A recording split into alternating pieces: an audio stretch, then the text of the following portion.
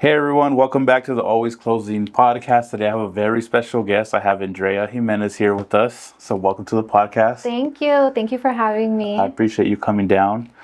For some of us that may not know you, why don't you tell us a little bit about yourself and if real estate is something that you always wanted to get into. Yeah, so a little about myself. I am a mom, a wife. Prior to getting into real estate, I was in property management. So I worked as a leasing consultant, a property manager. I worked in the corporate office. So a little after that, I worked with a broker and I was her assistant. Nice. So I got really interested. And also my mom has always been in real estate for a long time. So that kind of got me interested too. Right. Very cool. Yeah, we're just talking off of camera and we met your mom. And it's cool because, you know, I've been in the same situation. I mean, since I was a kid, my mom always worked in escrow, so I've always kind of been around real estate. And it's funny because, like, my mom has always been in real estate. Not always. She started, I think, insurance before that. But I think when I was in maybe middle school, we started getting into it. And then my dad's in the, he works for the airlines. So it's funny because, like, I kind of took my mom's route and my brother took my dad's route. So my brother's a pilot now. So it's kind of funny how that happens, that we just end up following our parents' careers. So that's kind of cool, though. You did mention that you're a mom as well, right? Yes. So how has that been working, you know, in this industry and having a young kid? Yeah. I mean, it's tough, but you do it. And he's my motivation, your big why, you know? So, yeah. That's very cool. Yeah. I mean, my girlfriend, her sister's a realtor and she has 4 kids. So for her, it's kind of crazy because I always see her like running around, but then she's also got the kids, she's dropping them off. And she has one that is 1 year old right now too. So, you know, it's just, I bet it's a lot. Yeah, it is. So how exactly did you get, like, tell us the story how you got started becoming a realtor and how long you've been doing it for. Yeah, so like I mentioned, I was an assistant to a broker shortly after I got my license in 2019. So after that, you know, it was a little slow and I really tried to learn as much as I could. Shadow, for example, like the broker I was working with, my mom that's been in real estate for a while. So really just trying to learn as much as I could. That's cool. Yeah. How much has your mom, like how much of her experience have you used as you go through like this career path? Yeah, so she's my go-to. So if I have any questions, she's the first one I call. Yeah, very cool. So what areas are you focusing on right now? Do you have a specific like area that you farm? Yeah, so mainly Riverside County, but I do work in Orange County as well too. LA County if I have clients out there too, but mainly Riverside County. Okay. What areas in Riverside County specifically? So we're looking at like Menifee, Temecula, Murrieta, all the way to like Lake Elsinore. Okay. Yeah. What are you doing, or what is working for you in those areas to get new leads? Yeah, so for that, what I like to do is my lead generation through like community events. So, you know, whenever there's events, sometimes they have them like at the colleges and stuff like that. I set up like a table and it's just getting out there and talking to people. So are you involved in like different groups and like monthly meetings or weekly meetings with like... I'm trying to implement that. Yeah, that's the goal. That's cool. Yeah. What brokerage were you with? So I'm with KW The Lakes, Keller Williams. Okay, yeah, I think I've, I just worked with somebody from there. Oh, really nice. I'll check on that after and let you know, but I work with somebody in your office. Oh, that's because I remember the logo that they sent us. So, cool. And then your social media, you've been, how long have you been growing that for? You have a good amount of followers, and I see that you're pretty active on there. Thank you. So, how has that helped you? Yeah, so when I first started, I didn't really want to have a social media, which is odd. So I recently this year just, you know, got my social media. Oh, really? Yeah, just started. Fast then. Yeah, just touring a lot of like new construction homes and stuff like that. Kind of just previewing homes and showing social media what's out there. Yeah. Right. You know, that was actually one of my questions because I see that you tour a lot of new constructions. Can you go into a little bit about how that works, the process, what's the benefit of going with the new construction as opposed to looking for something that's already built? Yeah, so I love new construction. Basically, I mean, they have great incentives. Okay. Sometimes I've seen like we could get free solar. Nice. Also, they can do credits towards your closing costs. And it's really important for agents to build a relationship with, Right. like the builder reps and stuff like that, because sometimes some builders have something called like a red sale price, which means like they pretty much sold all the houses in that community or the tract, and all Right. there is left is like the models or some other homes, and sometimes they will be a lot lower priced. Oh, really? Yeah. That's interesting. Yeah. Because they make those model homes look so nice. Yeah. Do they leave them just as is, how they are? Really? Yeah, Even furnished? Yes, I've seen where they have Wow. an option to have the furnished. Yeah. Wow, that's crazy. Yeah. So, have you seen a lot of people taking advantage of that? Yes. Very cool. Yes. So what have you done specifically to like grow your social media so fast if you just started it this year? Yeah, so basically just kind of teaming up with somebody that kind of already does have a following, kind of similar to your niche, either if it's like gym and stuff like that, communicating with them, help growing, like comment a lot on their stuff, kind of reach out to them, tag. Another thing you can do is look at local businesses, like whatever area you're farming and stuff, and like go communicate with them. Just try to present as much as you can on social media. Okay. Yeah. What are like can you give us 3 content ideas for someone that's maybe struggling with some content? I'm not putting you on the spot. No, it's okay. Content ideas. I mean, what you could do is, it kind of has to be like things that you like, like your little niches. So for myself, I love going to the gym. Right. So sometimes I do host like events there at the gym. Oh, so really? I'll record that, I'll post it, stuff like that. Another tip too is captions, so you can do like reels and they can be very short, but as long as the caption is long, because the whole point is to have people staying and looking at that reel or picture, because the algorithm's going to pick it up and they will show your postings to a lot more people if people are on there longer. That's a really good tip because I've never heard that before, but it makes sense. Yeah. Because even if they're not looking at the actual reel or whatever, if they're just on that post for a while, it's thinking that they're staying there for a long time. Well, they are, because they're reading the caption, but that's a really good tip. Yeah, that and another one could be like ideas. Like I did one that's like one of like a good date idea, or you can do like if you're doing a certain community, you could say the top 5 restaurants in this city. Right. So not everything has to be real estate related then. Exactly. That kind of seems like that's what you're alluding to. Yeah. I did take a social media class, and she was an awesome instructor, and she kind of she does real estate as well too, and her following is huge. And she said, most people do 80% business and 20% personal. Right. But she said, I do the opposite. So she does 20% real estate and 80% personal. So trying to just implement that. And that makes sense because I say a lot of times in this industry, like people do business with people that they like, not necessarily for something business related. Exactly. You know what I mean? It's just like, I like dealing with this person, so I'd rather do business with them. Exactly. So that kind of makes sense that they get to know you personally as opposed to outside the business. Yeah. And it's funny too because we recently did a podcast, my mother and I, on an Airbnb that we have. And she was like, well, I don't know if we should do it because it's not really escrow related. It's like Airbnb related. I'm like, well, it's still good information that we're giving, because we talked about, how we purchased the land, how we developed the plans, the whole building process, that whole thing, furnishing it, designing, all that stuff. And it's still good information. Doesn't necessarily have to do anything with escrow. Right.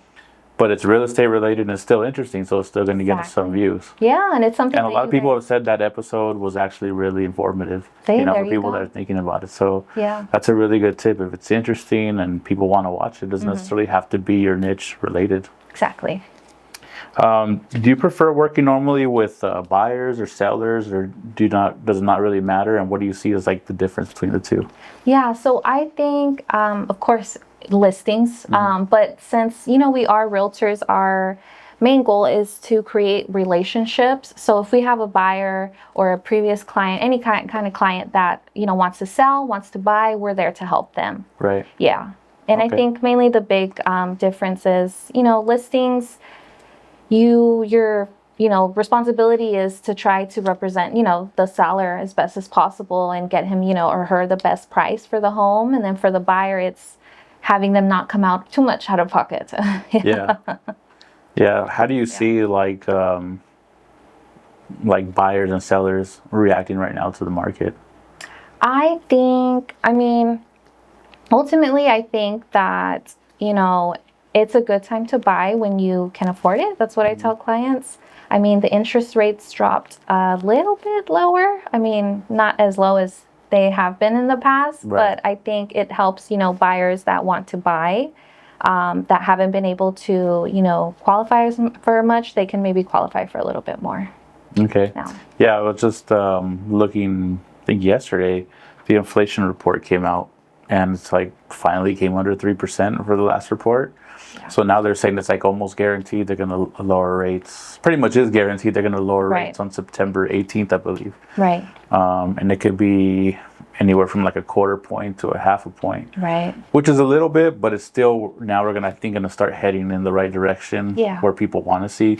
Do you see a lot of people that are like waiting for that? Like, let's say your buyers or even sellers, because, that's always been a problem for both, right? Because the buyers obviously don't want to be paying that much interest. That makes the payments really high. And also the sellers don't want to move. Exactly. Because then they're going to have to end up buying at that interest rate. Exactly, yeah. So how do you see, are people kind of waiting on the sidelines for the rates to come down, or has that not affected as much as many people think?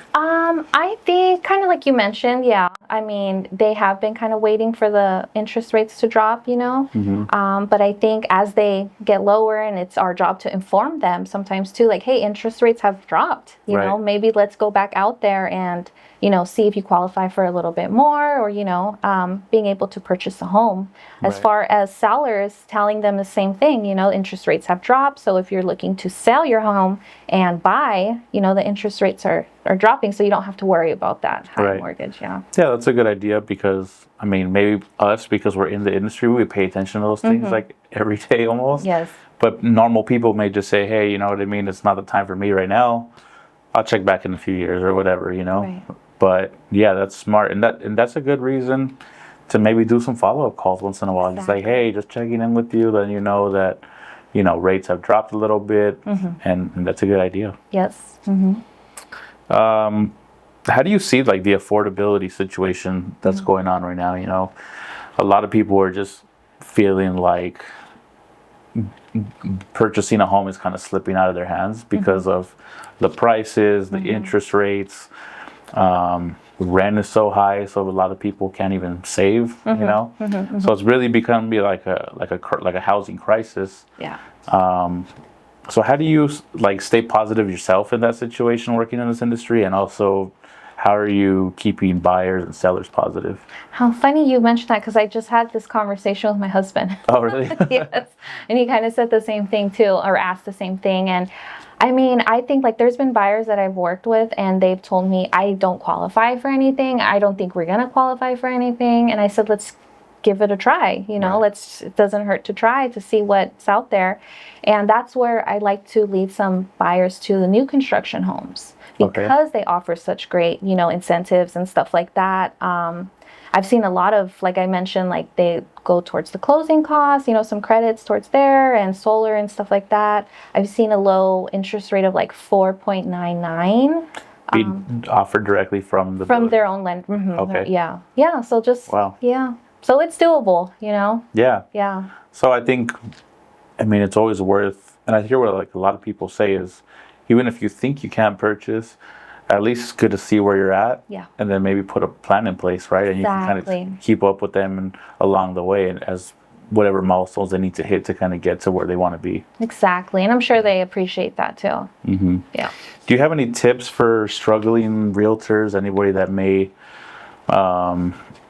be really slow right now, or maybe people that are just coming into the industry and coming into a little bit of a difficult situation?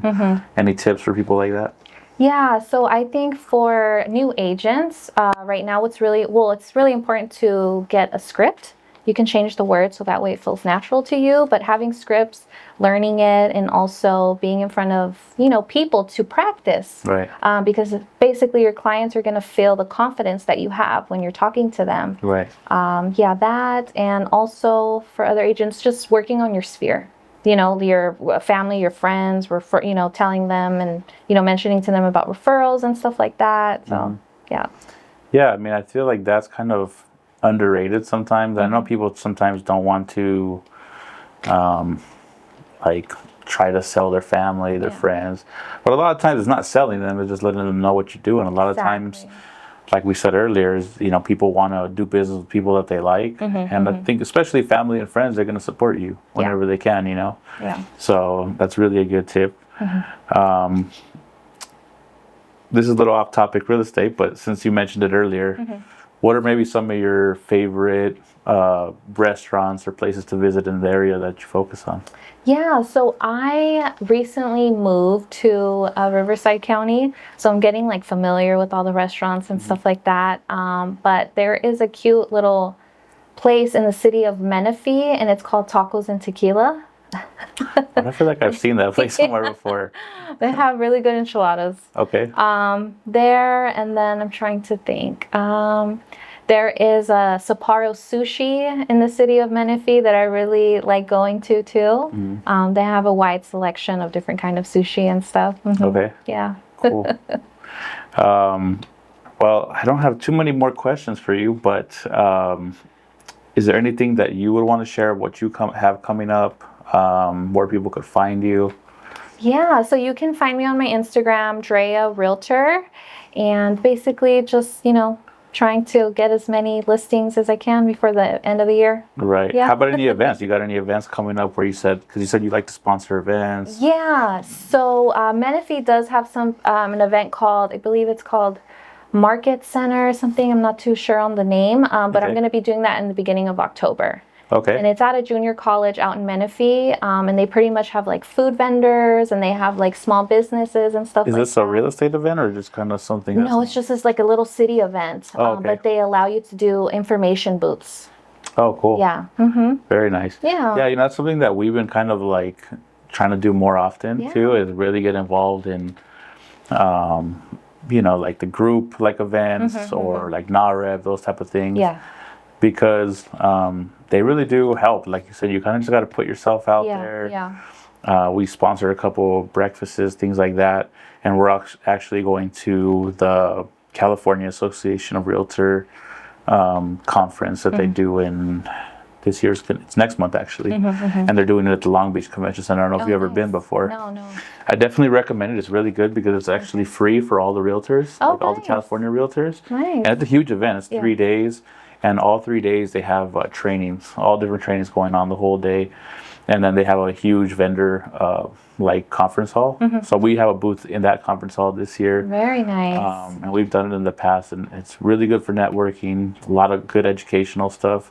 So I recommend you check it out. Come see us at our booth. Thank you, I will. It's a good idea for you guys. Yeah. Definitely. Well, again, thank you so much, Andrea. I really appreciate you coming in. A lot of good tips, a lot of things even that I've learned from you that I haven't heard before. So I really appreciate you coming in. Thanks for your mom for coming in and putting her input before we started talking. So that was good to hear too. Maybe we got to get her on the next podcast. So thanks, and thanks everybody for tuning in. We'll catch you on the next one. And thanks again, Andrea. No problem. Thank you.